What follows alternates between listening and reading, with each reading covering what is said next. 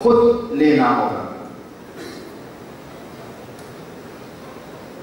میں ان کو یہ بتانا چاہتا ہوں کہ یہ ہمارا آپ کے اوپر احسان ہے کہ ہم آپ کے آباء و اجداد کے فارمولے کو مانتے ہوئے آپ کو بتانا چاہتے ہیں کہ اپنے آباء و اجداد کے وہ وعدے آپ پورے کر لیں اور کشمیر میں پلیبسسٹ کرا لیں۔ پچھلے سال اسکاٹ لینڈ میں پلیبسسٹ کرا لیا گیا اور انہوں نے انگلینڈ سے آزادی کا جو مطالبہ تھا وہ رد کر دیا اور انگلینڈ کے ساتھ ہی رہے۔ سمپل سی بات ہے، آپ بھی پلیبسسٹ کرائیں اور اگر کشمیری آپ کے ساتھ رہنا چاہتے ہیں تو وہ آپ کے ساتھ رہ لیں گے۔ تو اگر آپ اپنے آباء و اجداد کے فارمولے کو نہیں مانیں گے اور اس کو امپلیمنٹ نہیں کرائیں گے تو یہ یاد رکھیں کہ پھر ہم اپنے آباء و اجداد کے فارمولے کو یوز کریں گے اور اس کو امپلیمنٹ کرائیں گے۔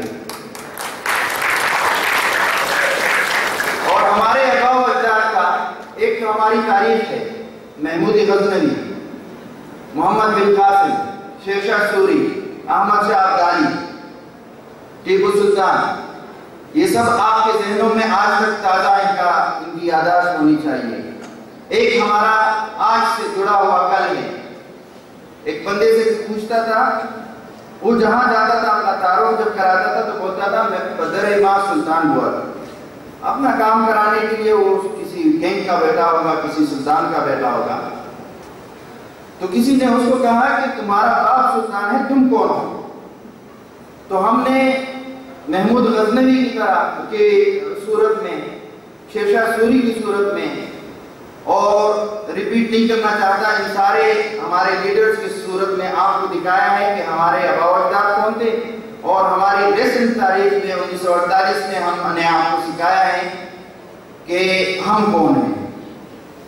پاکستان کا ہر بچہ شمشیر ابن شمشیر ابن شمشیر ابن شمشیر ابن شمشیر ابن شمشیر ابن شمشیر، اور آپ نے ان بچوں کا جوش، جذبہ اور ولولہ دیکھ لیا، جو جیسے طارق لطیف صاحب نے فرمایا کہ ان میں سے تو آدھے سے زیادہ بچوں نے پاکستان بھی نہیں دیکھا ہوگا، لیکن ہر بچہ کشمیر کے لیے جان دینے کے لیے بھی تیار ہے۔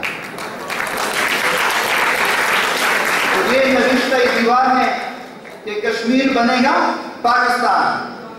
اللہ حافظ۔